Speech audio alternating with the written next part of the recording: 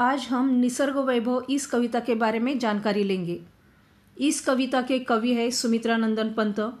इनका जन्म 20 मई 1900 को हुआ। इनकी मृत्यु 28 दिसंबर 1977 को हुई। सुमित्रानंदन पंत एक छायावादी कवि थे। प्रकृति के साथ साथ मानव सौंदर्य और आध्यात्मिक चेतना के भी कुशल कवि थे। इनकी प्रमुख कृतियां हैं वीणा, गुंजन, पल्लव, ग्राम्या, चिदंबरा, कला चांद जैसा काव्य संग्रह और हार यह उपन्यास भी प्रसिद्ध है। प्रस्तुत कविता में कवि सुमित्रानंदन पंत जी ने इस सृष्टि में फैली हुई प्राकृतिक सुंदरता का वर्णन किया है। कवि कहते हैं, कितनी सुंदरता बिखरी प्राकृतिक जगत में ईश्वर, टपक रही गिरी शिखरों से झर, लौट रही घाटी में लिपटी धूप चाह में निस्वर।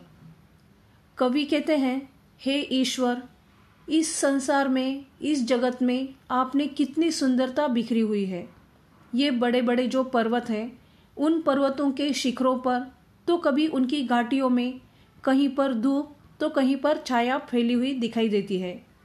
इस पर्वतीय प्रदेश में बिखरी हुई धूप को देखने पर ऐसा लगता है कि ये शिखरों पर गिरी धूप धीरे धीरे नीचे आकर घाटी की छाया में निस्वर चुपचाप फैल गई है। ये पर्वतीय प्रदेश की सुंदरता गिरी शिखरों से लेकर नीचे घाटी तक सभी को आनंदित कर रही है।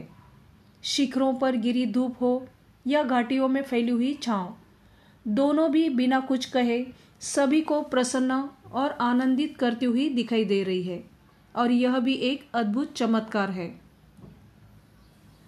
अनिल स्पर्श से पुलकित तृणदल, बहती सीमाहीन श्लष्ण संगीत स्रोत सी अहरह वन भूमरमर। ऐसे में जब हवा बहने लगती है तो वो भी धरती पर उगी हुई हरी हरी घास से लेकर बड़े बड़े वृक्षों तक सभी को आनंदित करती हुई दिखाई दे रही है। सभी इस हवा के इशारे पर डोलते हुए नजर आ रहे हैं।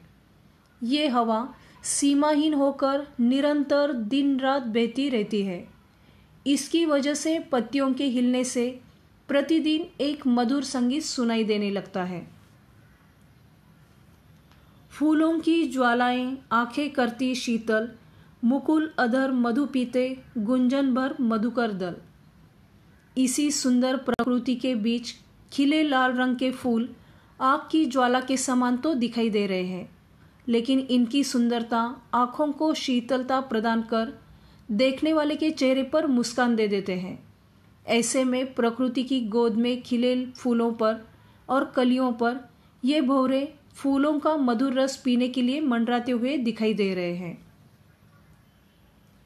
तितली उड़ती दूर कहीं पल्लव छाया में, रुक रुक गाती वन प्रिय कोयल।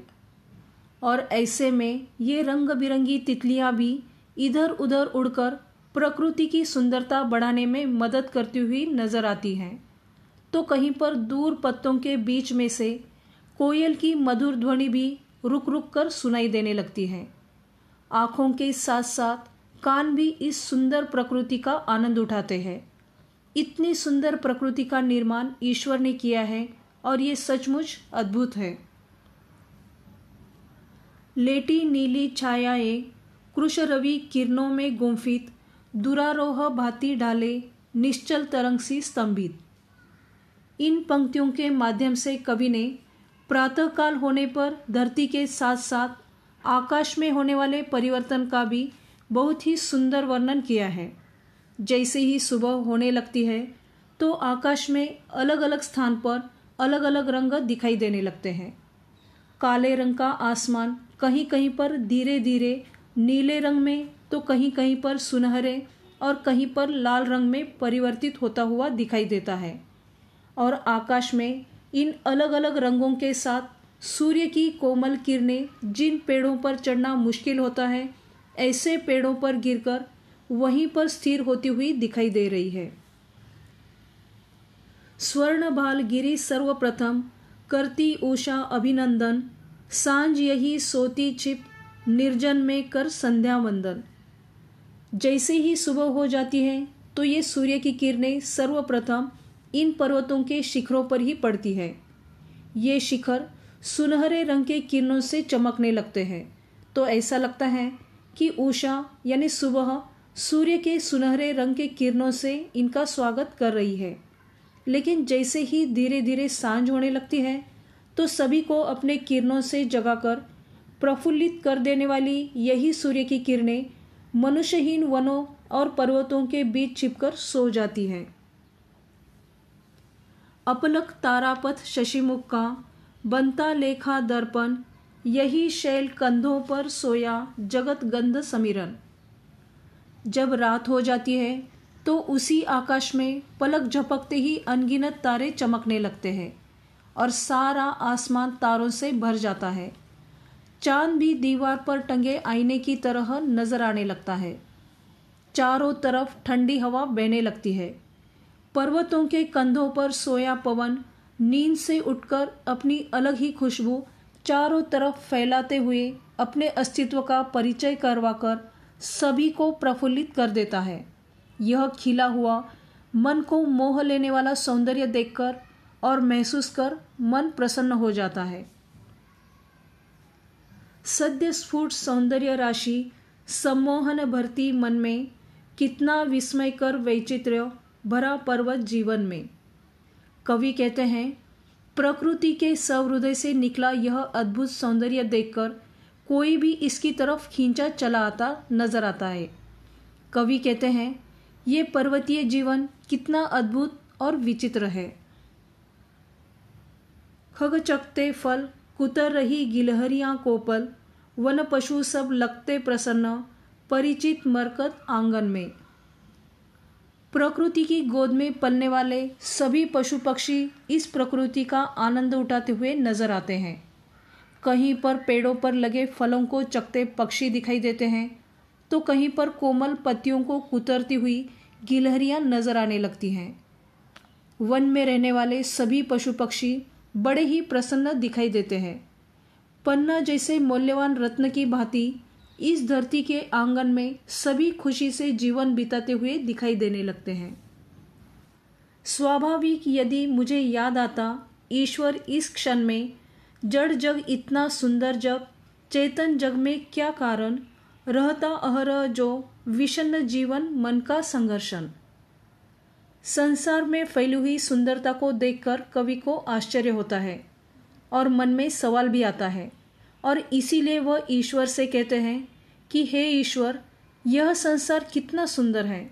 प्रकृति की गोद में पलने वाले सभी पशु पक्षी प्रकृति का इतना आनंद उठाते हैं। पक्षी, गिलहरियां, तितलियां आदि वन्य पशु पक्षी सभी मिलजुल कर रहते हैं। संसार के सभी प्राणियों में मनुष्य सर्वश्रेष्ठ माना जाता है, लेकिन फिर भी वह छोटी छोटी बातों को लेकर क्यों इतना दुखी हो जाता है और हमेशा संघर्ष करता हुआ दिखाई देता है। मनुज प्रकृति का करना फिर नव विश्लेषण संश्लेषण, ईश्वर का प्रतिनिधि नर, अभिशापित हो उसका जीवन, लगता अपनी क्षुद्र अहंता ही में सीमित, केंद्रित, छिन्न हो गया विश्व चेतना से मानव मन निश्चित। कवि कहते हैं कि इस संसार में इतना सौंदर्य भरा पड़ा है, उसके बावजूद भी मानव हमेशा चिंता में डूबा हुआ और संघर्षों से घिरा नजर आता है। ईश्वर का प्रतिनिधि समझा जाने वाला मनुष्य का जीवन इतना अभिशापित क्यों है? उसे अपने स्वभाव का पुनः एक बार विश्लेषण करना होगा। लगता है शायद मनुष्य अपने जीवन में क्षुद्र अहंकार के कारण सीमित और आत्मकेंद्रित बन गया है, और इसी वजह से वह संसार की सभी खुशियों से दूर होता गया है।